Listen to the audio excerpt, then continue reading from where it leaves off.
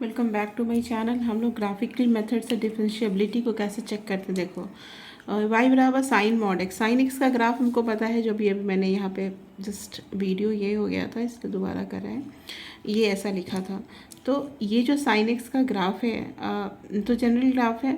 अगर sign mod x का graph खींचना हो तो क्या कर लोगे, तो साइन मॉड एक्स का ग्राफ खींचना हो तो साइन एक्स का दो वैल्यू होता है।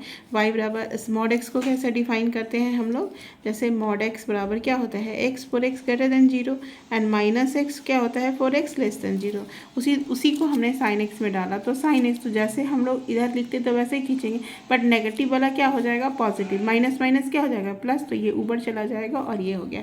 ये नॉन डिफरेंशिएबल कहाँ पे होगा, जहाँ पे भी बनेगा, है ना, और जहाँ पे स्लोप का नेचर चेंज होगा। यहाँ पे स्लोप का नेचर क्या है, नेगेटिव है, और यहाँ पे स्लोप क्या है पॉजिटिव। तो नेगेटिव से पॉजिटिव स्लोप हो गया तो फंक्शन क्या हो गया, नॉन डिफरेंशिएबल हो गया।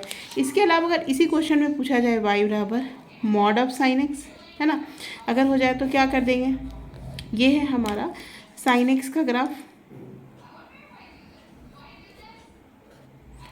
है ना, ये साइन एक्स का ग्राफ होगा। जब मॉड पूछा जाएगा तो ये ग्राफ क्या हो जाएगा, ऊपर चला जाएगा, ये क्या हो जाएगा, ऊपर चला जाएगा। तो यानी सिंपली हमारा ग्राफ क्या हो जाएगा, ऐसा हो जाएगा, ऐसा ऐसा ऐसा। ये डिफरेंट इंटीग्रेशन में भी पूछा जाता है कि इसका एरिया क्या होगा, मान लो 0 से पाई है, 2 पाई है, तो देखते नहीं हो तो 2 हो जाएगा, 2 इंटू पाई। तो इस तरह से ये चीज़ को ग्राफिकल अप्रोच आना बहुत ज़रूरी है, ये हर जगह आपको काम देगा। फिर नॉन डिफरेंशिएबल कहाँ, जहाँ जहाँ पे कॉर्नर पूछेगा तो जो भी उसके डोमेन में होगा, जहाँ पे जो भी आपको दिया रहेगा, अब उस जिस पॉइंट पे पूछेगा वहाँ पे अगर कॉर्नर आ गया, स्लोप के नेचर चेंज हो गए, तो वहाँ पे फंक्शन क्या हो गया, नॉन डिफरेंशिएबल। लेकिन फंक्शन की कंटिन्यूटी का पूछेगा, कंटिन्यूअस मतलब क्या हो गया, फंक्शन का ग्राफ कहीं भी ब्रेक नहीं है, तो फंक्शन क्या है, कंटिन्यूअस है। इसी तरह फिर दूसरा देखते हैं।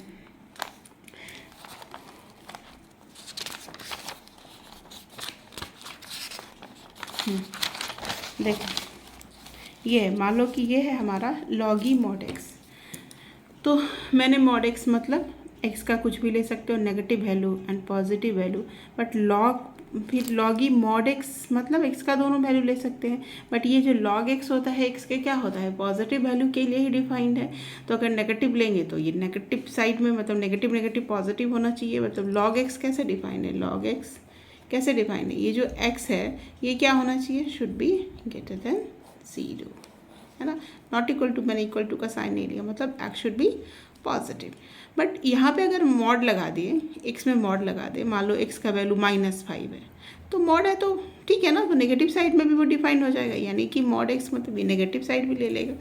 तो लॉग एक्स का जैसे ग्राफ खींचते थे हम लोग वैसे ही खींचेंगे। एक्स का वैल्यू 1 पे क्या हो जाएगा, यहाँ पे एक्स का वैल्यू 1 पे, तो ये 0 हो गया।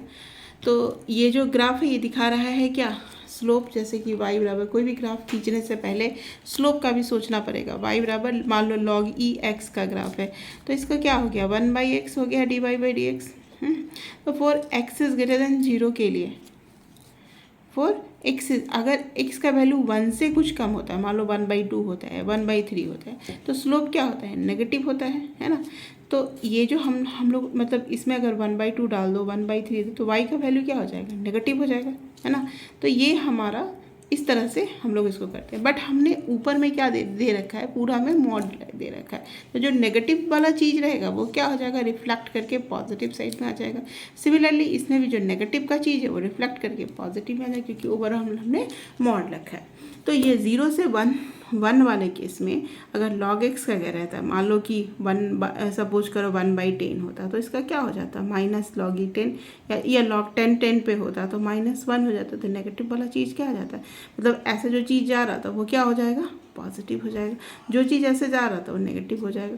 तो ये चीज़ ये आ गया। अगर 1 से ज़्यादा है, 1 से ज़्यादा कोई भी वैल्यू है, 1.5 है, 1.3 है, तो उसके लिए तो ये पॉजिटिव होगा, तो ये पॉजिटिव हो रहा है। स्लोप का नेचर भी क्या होगा, पॉजिटिव होगा, है ना। तो x से बड़ा होगा तो पॉजिटिव होगा, x से छोटे में ये नेगेटिव क्यों हो रहा है, क्योंकि ये मॉड एक्स या नेगेटिव भी लेंगे तो भी यही फॉर्म आएगा। तो ये हुआ। अब इसमें डिफरेंशिएबल कंटिन्यूअस तो है फंक्शन, देखो डिसकंटिन्यूअस कहाँ पे है, यहाँ पे है। ये पॉइंट क्या है, ये पॉइंट क्या है, यहाँ पे सब x बराबर 0 पे, यानी यहाँ पे क्या हो रहा है, इनफाइनाइट पे जा रहा है। तो अगर x बराबर 0 पे क्या रहेगा तो फंक्शन क्या हो जाएगा, कंटिन्यूअस। अब इसमें है कि क्वेश्चन में क्या पूछा है, एक्स बराबर 0 पे पूछा, एक्स बराबर -1 पे पूछेगा तो क्या फंक्शन कंटिन्यूअस है, एक्स बराबर 1 पे फंक्शन कंटिन्यूअस। लेकिन -1 पे क्या देख रहे हो आप, स्लोप का क्या हो रहा है, नेचर चेंज हो रहा है और भी बन रहा है यहाँ पे, तो यहाँ पे क्या हो जाएगा, नॉन डिफरेंशिएबल। तो हम लोग यहाँ पे लिख देंगे, क्या लिखेंगे यहाँ पे, नॉन डिफरेंशिएबल। तो ये हो गया हमारा log e mod x का ग्राफ। सिमिलरली एक और देखते हैं, ये है हमने इन्वर्स ट्रिग्नोमेट्रिक फंक्शन का ग्राफ खींचा है। ये साइन इन्वर्स साइन एक्स है, तो हमने कैसे, जैसे इसको साइन वाई बराबर साइन एक्स, तो ये स्ट्रेट लाइन होगा, फिर π/2 से, क्योंकि इसका जो डोमेन होता है साइन इन्वर्स एक्स का, आपको पता ही है -1 और 1 और रेंज -π/2 और π/2 के बीच में होता है। तो हम लोगों ने इसको y बराबर एक्स खींचा, ये क्या हो जाएगा -π, इसका स्लोप क्या है, नेगेटिव -π, यानी पाई वाला, जैसे साइन एक्स का ग्राफ खींचते हो ना वैसे ही खींच दो, और उसके बाद लेकिन यहाँ पे स्ट्रेट लाइन बना दो, और ये स्लोप के हिसाब से y बराबर mx + c जानते हो ना, तो उसमें ग्राफ खींच दो।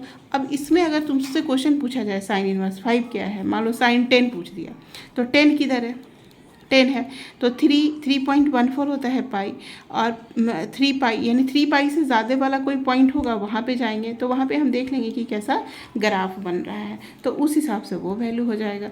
मान लो कि यहाँ से 2 पाई से 3 2 क्या होता है 6, यानी 6 से ज़्यादा अगर साइन 6 पूछ दिया, 7 पूछ दिया मान लो, तो 7 क्या हो जाएगा 3.14 और 2 से, यानी कि 6 से ज़्यादा, यानी कि ये लाइन में होगा, तो आंसर क्या हो जाएगा इसमें -2π + 7।